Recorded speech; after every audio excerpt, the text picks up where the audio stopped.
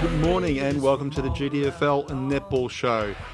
With me this morning, of course, is a Flick from the Winchelsea Netball Club. Flick, how are you today? Good, thanks. Yep. Good? Yep. How was the weekend? Yes, it was good. Yep. Everyone happy down at Winch? Yep, of course. Of course. Yeah, what's with you, though, coaching in B grade on last Saturday? I wasn't coaching I saw you. I wasn't every quarter time. You've just sprung this on, have you? Yes. Oh, I've been testing this out. Okay, sabotage at the start. Oh, that's all right. That's all right. There's no answer. Ambushed. That's so okay. what was going on? Nothing was going on. Did Winch win? In B grade? Yeah. Yes. Well, nothing was going on then. Nothing was going on. I heard you're back up to your old tricks. Oh, what old tricks are those? You know the ones I'm talking about. No idea what you're talking about. This morning also, we have a couple of guests in from the Thompson Netball Club. With us is Courtney McLeod. Courtney, how are you this morning? I'm well, thanks, Bertie. Thanks for having me on the show. I'm glad you could come. It's a bit cold this morning, but it's good to see you. Yes. You've rocked up. Thank you. And also sitting next to Courtney is Megan Fry. Megan, how are you today? Good, thanks. How are you? Good.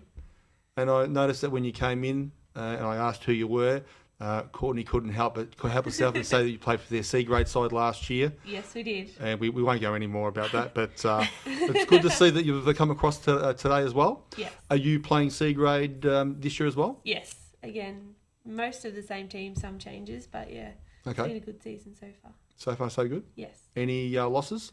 A few, but few? close games. Yep. You don't have to come It's good. only the end that counts. Exactly right, as we found out. Yes, as we did find out last year. And once again, I won't go any further with that one. Courtney, what are you doing this year? I'm coaching under 17s and our D grade side, which has been a fantastic inclusion to our club. We're really, really wrapped with the bunch of girls that we have, and playing B grade. And playing B grade. We're coasting along nicely. Now, with D grade, for the last couple of years, everyone has been, oh my God, D grade, no, everyone's voted it out, didn't want to do it. And now it's in. It's not so bad after Absolutely. all. Everyone's got a D grade side and there's no dramas. I mean, there wasn't going to be any dramas, but there was sort of, a lot of clubs were against it and where we're going to get the extra girls from. But at the end of the day, it's all come out pretty good. Yeah, we found that our C grade, especially Thompson, we're pretty happy with our club. We think we're a successful club. So we have had a lot of players in the past, a lot of senior players, and the last couple of seasons in our C grade, we've ended up with about 13 or 14 players. So D grade was a real blessing for us, and it was great too that we had a couple of under 17 girls stepping up into the senior grade. So D grade has given them that step just to learn, get the idea of it, get the hang of it. So it's been really good to develop them too. I suppose over the last couple of years also, you've got the many girls playing C grade. You're trying to give everyone a bit of court time. Yep. So D grade sort of acts as a release there as well. Absolutely. It's been great to even it out, give everybody the court time, which makes everybody happy because at the end of the day, that's what you want to do. You want to come, you want to play as much as you can. So we're really, really grateful that the GDFL brought that in. That's good. Yeah. I think what we might do now, we'll just go through the weekend's games and we'll have a look at some of the results there.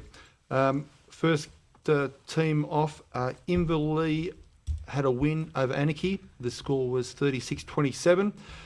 I think we probably picked Inverleigh to win last week. And actually it was a close game. It's only 9 goals in at the end of the day.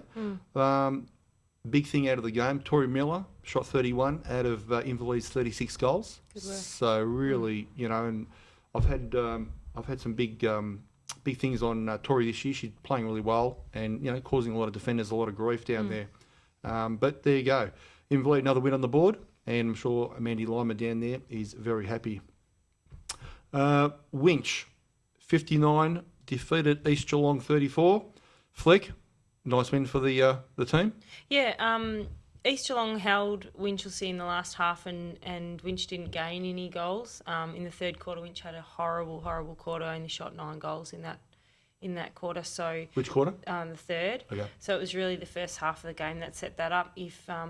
If East had been playing their best, I think they would have given them a bit more of a run. But Winch had their full team this week, so that makes a big difference on the scoreboard. And I noticed Lauren Houghton played goalkeeper. Yeah.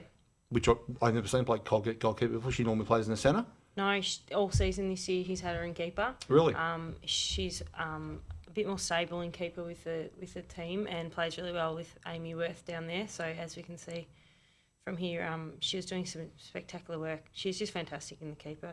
Reads really well and And Renee Pilkington in the centre. I've never seen her play centre before either. Yeah, Renee plays centre in one of her Melbourne sides as well. So she's so calm on the court. You know where she is. You know she's going to get the ball. So fantastic centre player and a smart player there too, along with Hayley McCallum, who does a lot of the running in there. It seems to be working out really well. That's pretty much a team now that he's got. So there's a bit of versatility, isn't there? You can throw girls anywhere he wants, pretty much, and they can play just about anywhere. Yeah. So it's really good. I actually watched the first quarter, 21-7 at quarter time, and they just got blown out of the water, East Geelong, in the first quarter. They regrouped in the second half, but the game was gone by then. Yeah, that's right. Too late. Belpost Hill went down to Bannockburn.